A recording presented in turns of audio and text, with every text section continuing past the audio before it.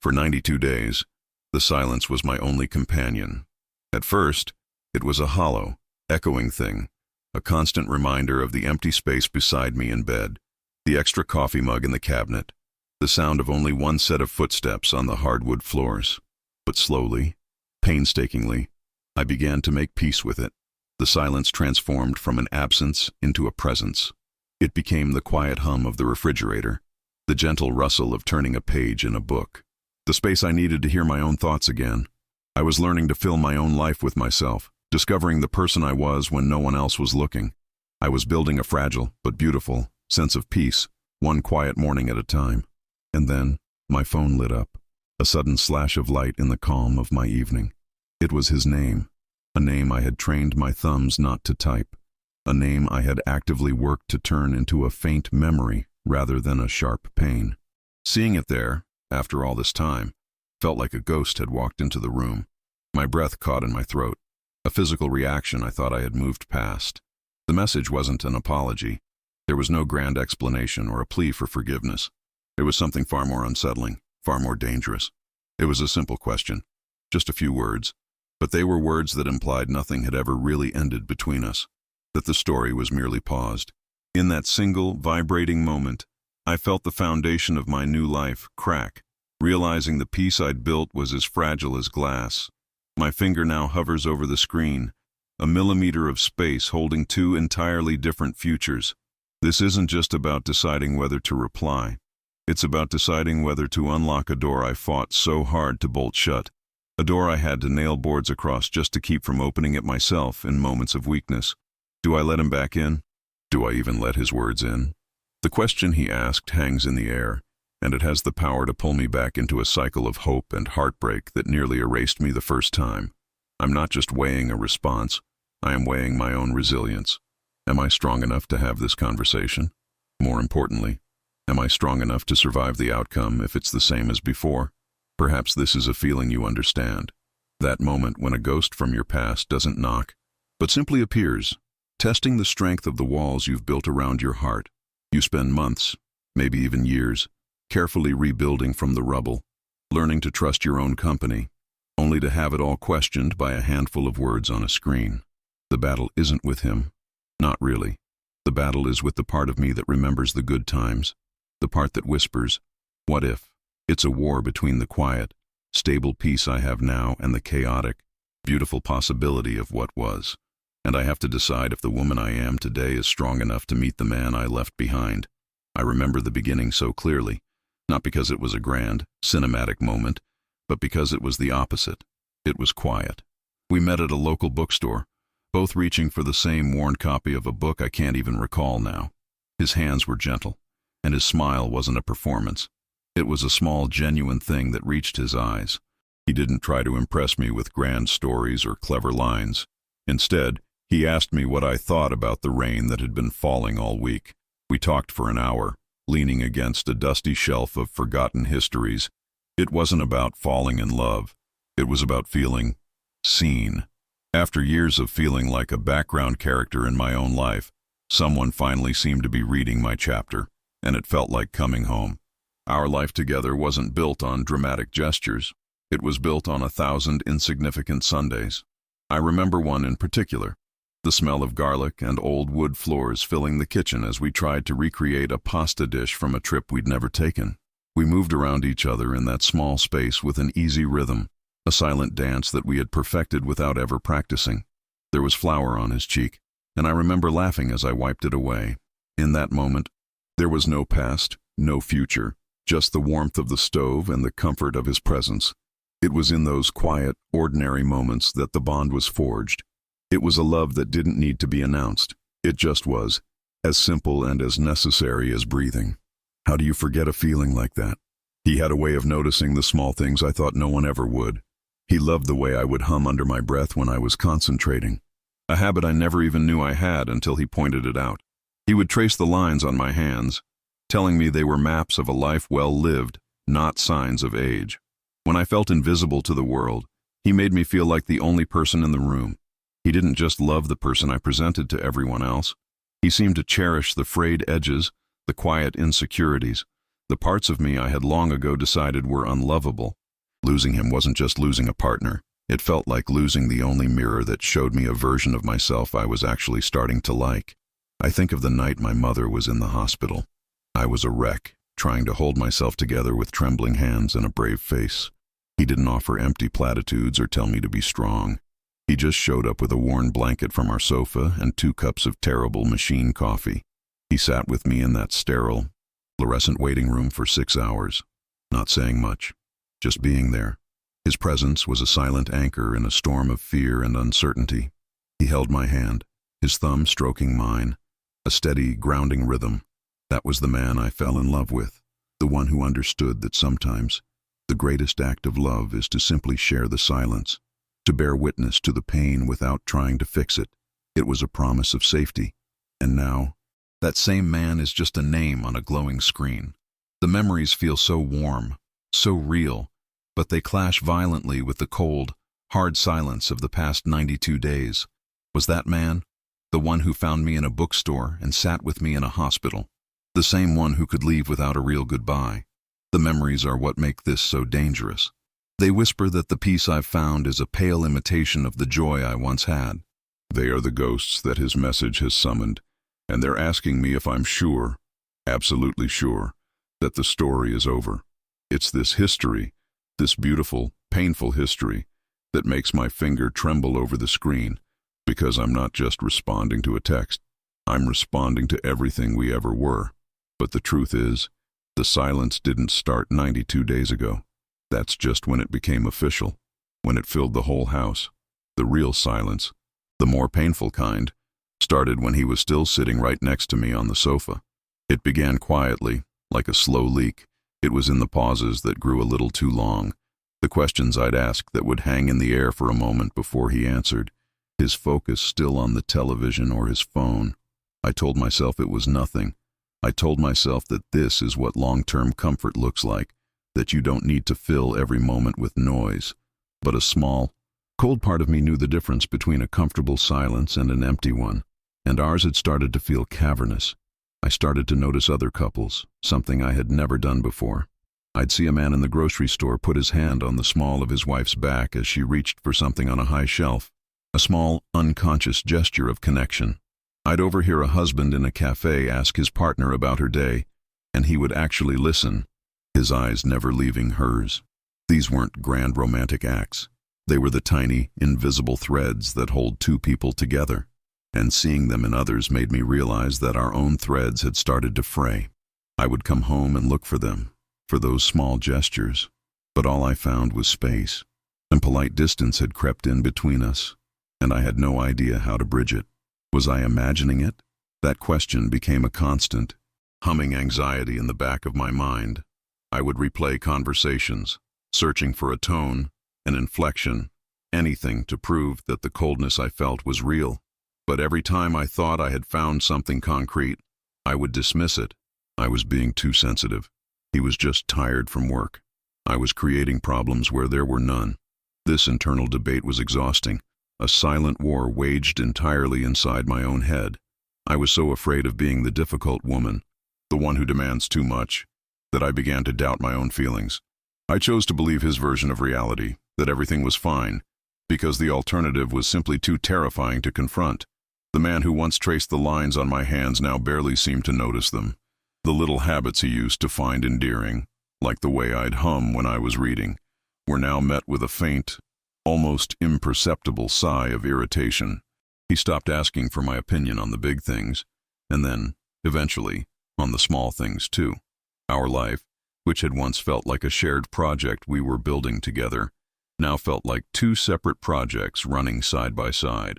He was still there, a warm body in our bed, but the intimacy, the feeling of being truly seen by him, had evaporated. It was like living with a beautiful, cherished memory of a man, not the man himself, and I was slowly starving for a connection he was no longer offering. I remember one night specifically. We were at a friend's house for dinner. Someone asked how we met, and he launched into the story of the bookstore. But the way he told it, it was different. It was flatter. A funny anecdote stripped of all its meaning, of the quiet magic I remembered. He left out the part about the rain. about how we talked for an hour, about the feeling of being instantly understood. In his version, we were just two people who happened to reach for the same book. I sat there smiling, nodding along, but inside I felt a profound sense of erasure. It was as if he was slowly editing me out of our own story, and I was just letting it happen, too afraid to pick up a pen and write myself back in. And so, as I look at his name on my screen now, it's not just the good memories that are holding me hostage. It is the ghost of that slow, creeping disconnection. The question isn't just whether I can survive another heartbreak. The real question is whether I can survive that period of doubt again, that fog of questioning my own intuition, of feeling invisible in my own home. That slow erosion of self is a far more terrifying prospect than a clean break. Replying to him isn't just about reopening the door to him, it's about reopening the door to that version of myself, the one who accepted silence as a substitute for love. And I am not sure if I have the strength to quiet her voice again if I let her out. My mind is screaming, a clear, rational voice telling me to put the phone down, to turn it off, to walk away. It's the voice of the woman who survived the last 92 days, the one who methodically cleaned out his side of the closet and learned to sleep in the middle of the bed again. This voice knows that nothing good can come from this. It speaks of self-preservation, of hard-won peace, of the simple fact that he left once and is likely to do so again. But then there is another voice, a whisper from the heart. It's a softer, more foolish voice that remembers the weight of his arm around me in the middle of the night. It remembers the sound of his laughter, and it's asking a dangerous question. What if this time is different? The truth is, this peace I've built is a lonely thing. For all its calm and quiet, it is a fortress with walls that are sometimes too high. There are nights when the silence stops feeling like a companion and starts to feel like a judgment, a heavy blanket of solitude that threatens to suffocate me. I look at my life, so carefully arranged and managed, and wonder if this is it. Is this strength? Or is it just a beautiful cage I have built for my own loneliness? The fear that this quiet room will be the rest of my story is a powerful motivator. It's the fear that makes his name on the screen look less like a threat and more like a lifeline, a potential escape from a future I am not yet brave enough to face completely on my own. And at 47, the idea of starting over feels less like an adventure and more like a monumental act of exhaustion. The thought of first dates, of telling my story to a stranger, of trying to build that easy, comfortable rhythm with someone new, it feels impossible. He is a language I already know how to speak, even if the last few conversations were painful. We have a shared history, a foundation of inside jokes and memories that would take years to build with another person. Replying to him feels like taking a shortcut back to intimacy, even a flawed one. It's the easier path, the one that doesn't require me to be brave and vulnerable and new all over again. And a part of me, the tired part, is so tempted by that ease. Then comes the guilt, a cruel little voice in the back of my mind that asks if I did enough. Did I fight hard enough for us? Did I let the silence grow because I was too proud or too scared to speak first? Maybe if I had been more attentive, more patient, less me, he would have never left. It's a ridiculous, self-destructive line of thought. I know that. But in moments of weakness, the mind searches for a reason, for a sense of control. And sometimes, it's easier to blame yourself than to accept the terrifying randomness of a heart that simply changes its mind.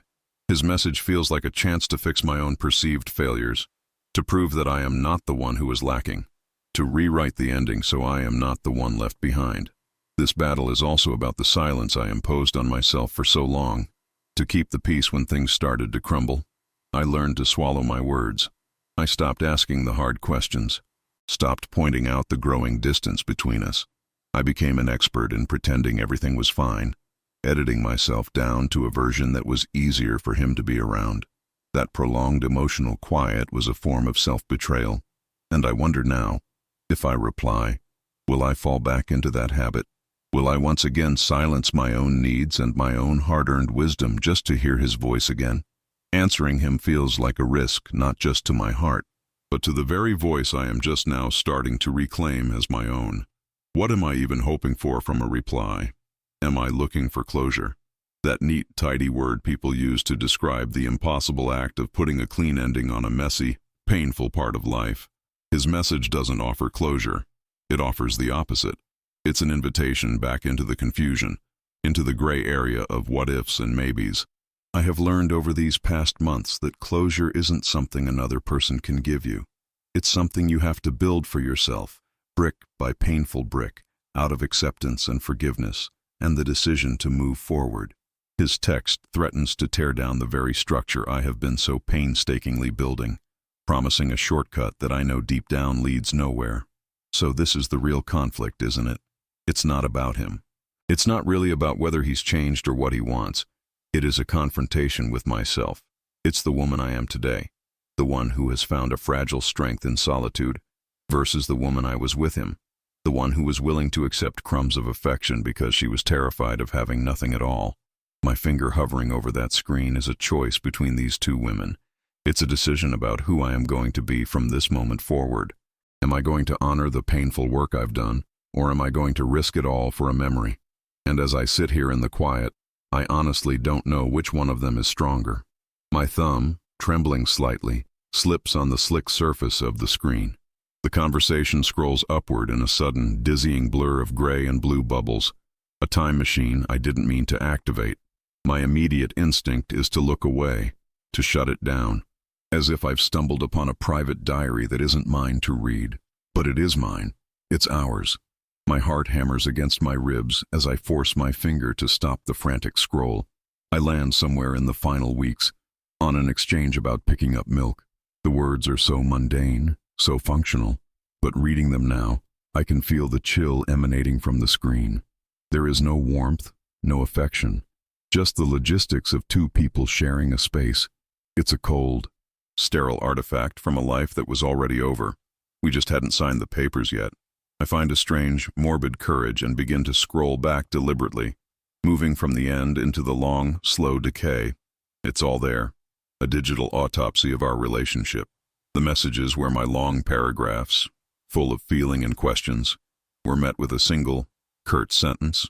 The plans I tried to make, the hopeful invitations that were deflected with vague promises of maybe later, seeing it laid out so clinically, stripped of the excuses I made for him in my head, is brutal. This isn't a flawed memory. It's an undeniable record of neglect. The slow fade I felt, the one I convinced myself I was imagining, was real. I wasn't being too sensitive.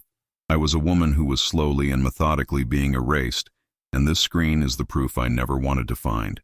My thumb keeps moving, a journey backward through time, past the coldness, past the distance, until I land on a message from 3 years ago. It's a picture of a sunrise he took on his way to work. Underneath it, he wrote, "Thought you should see this. It reminded me of your smile." The warmth of those words hits me like a physical blow, a stark and painful contrast to the man in the more recent texts. And in that moment, a profound and devastating understanding washes over me. The man I have been missing, the man whose memory has been holding me hostage for hours, is not the man who sent me a message tonight. That man, the one who saw my smile in a sunrise, disappeared long before he ever packed his bags. He was the first one to leave. This realization is the breaking point. It's not a loud, shattering noise, but a silent, internal fissure that changes everything. The grief I've been carrying for these 92 days has been for a ghost. I haven't been mourning the man who couldn't be bothered to type a full sentence. I've been mourning the man who sent me pictures of the dawn. The two are not the same. The hope that things could be different this time dissolves into a sad, simple truth. You cannot rebuild a home with someone who has long since abandoned the foundation. The person texting me now is not a returning lover. He is the architect of the silence I have worked so hard to survive, and there is no going back to a version of a man that exists only in my memory. With this clarity, the fear finally quiets. The frantic debate in my mind ceases. The choice is no longer between a lonely peace and a chance at love. The choice is between the life I have painstakingly built for myself and the guaranteed pain of a man who has already shown me who he is. It is a choice between honoring my own survival and indulging a fantasy. I look at his name on the screen, this name that felt like a brand on my heart just a few hours ago. Now, it feels distant. The power is gone. His question, which once seemed to hold the weight of my entire future, now feels hollow. I take a slow, deep breath, feeling the air fill my lungs completely for the first time all night. And I know, with a certainty that is both liberating and deeply sad, I finally know what I have to do. My thumb moves with a steadiness that surprises me, pressing down on the screen not with anger, but with a quiet finality. I watch as his name, his picture, and the entire history of our conversation are deleted from my life. There is no dramatic flourish, no sob of relief, just a soft click and then nothing. The screen is blank. The ghost has been exorcised. I set the phone down, face down, on the table beside me. The room is silent again, but the quality of the silence has changed. It is no longer the hollow echo of his absence, nor is it the fragile peace I was so afraid of breaking. This silence is different.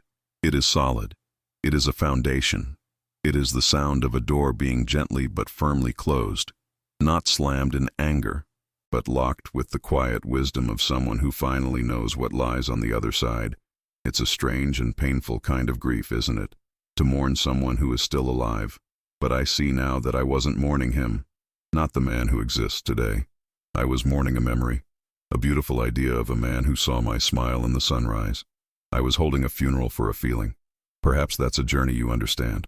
We build these beautiful museums in our hearts for the people we once loved, preserving their best moments under glass, and we forget that the person themselves has walked out of the building and changed.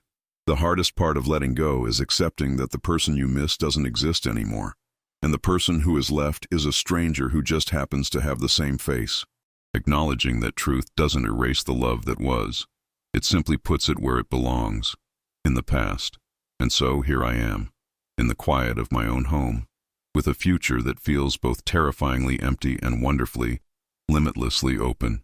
The peace I have is still a delicate thing. I know that, but it is mine. I chose it. I defended it. And maybe that's the only kind of strength that truly matters in the end. Not the strength to fight for someone, but the strength to choose yourself. The path forward isn't clear, and the loneliness hasn't vanished with his name on my screen. But for the first time in a long time, I am not looking back. I am simply sitting here, in the stillness, learning to listen to the sound of my own life beginning again. And I have a feeling, a quiet hope, that it might be a beautiful story.